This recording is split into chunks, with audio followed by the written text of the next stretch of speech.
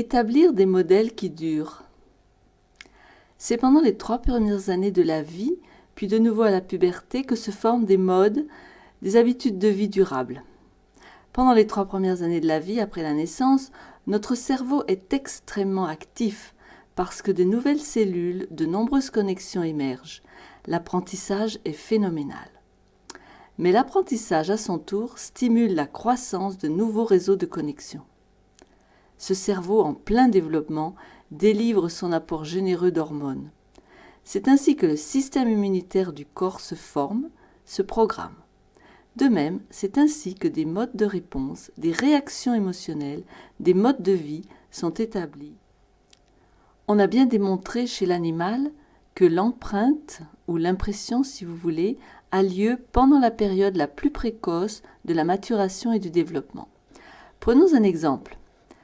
Des poussins rejettent leur mère poule pour suivre une poule mécanique en bois. En effet, du jour où ils ont éclos, ils furent privés de leur mère, exposés à cette poule mécanique, et ils s'attachèrent à elle. Chez les êtres humains, les premières 2 ou 3 premières années de vie sont critiques quant à la formation des liens affectifs, des attaches émotionnelles, mentales et sociales. Quand les 2 parents, père et mère, forment des liens d'affection sains envers leurs enfants, que ce soit un garçon ou une fille, à cette période, ces enfants sont facilement capables de développer des relations sociales saines et affectueuses. Ces attachements parentaux sains imprimeront chez leurs petits des capacités hétérosexuelles d'amour et d'attention durant toute leur vie.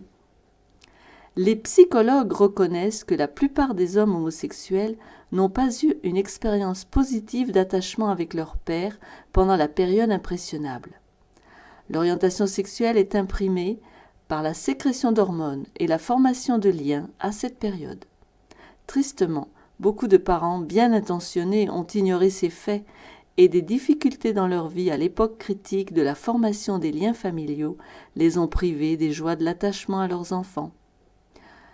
Ça a pu être un divorce dans les premières années de l'enfance ou alors au moment de la puberté, un divorce ou une séparation. Heureusement, nous avons un Dieu aimant qui nous rappelle que malgré nos erreurs, il peut encore nous guérir. Quand les centres cérébraux responsables des émotions telles que l'amour, la joie, la confiance sont activés, les hormones augmentent leur sécrétion et le développement du système immunitaire est absolument explosif. Plus tard, à la puberté, l'activité hormonale atteint un niveau très élevé. C'est pourquoi les jeunes font l'expérience d'émotions fortes et en même temps, on voit un jaillissement ou un déchaînement de connexions cérébrales. Des modes de vie établis durant les 3 premières années peuvent être renforcés à la puberté. Des relations hétérosexuelles, des compétences sociales peuvent recevoir une nouvelle impulsion. Il faut donc que nous prenions soin de nos ados, ça pourra beaucoup les aider. La période de la puberté ouvre de nouvelles fenêtres pour l'apprentissage, mais aussi pour le renforcement du système immunitaire et la correction du mode de vie si les modèles incorrects ont mis des bases malsaines dans les premières années de la vie. Il arrive que dans certains cas, le redressement soit difficile. Dans certains cas, cependant, on a constaté des changements dans la formation de liens hétérosexuels sains. De plus, la recherche a montré que c'est pendant la puberté que des relations durables se sont établies entre le jeune et un Dieu créateur aimant. Pour que l'apprentissage ou la performance soit durable, il est nécessaire qu'elle soit accompagnée d'émotions positives.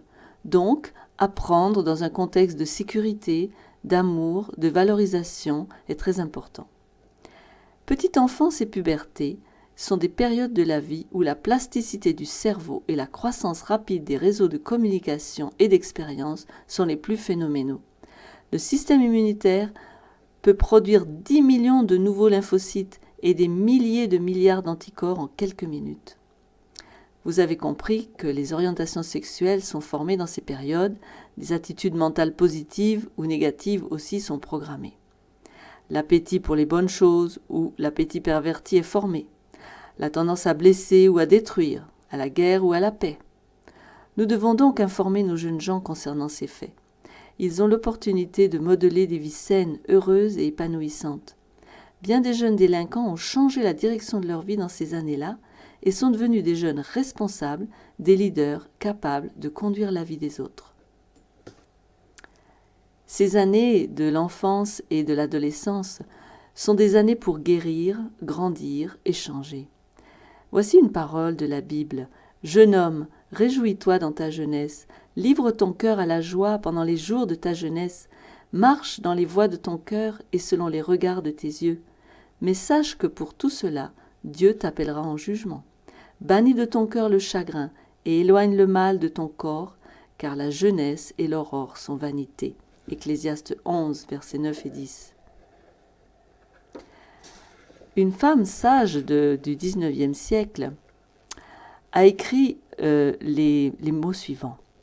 L'élévation ou la détérioration de l'avenir de la société seront déterminés par des principes moraux et les attitudes de la jeunesse qui grandit autour de nous.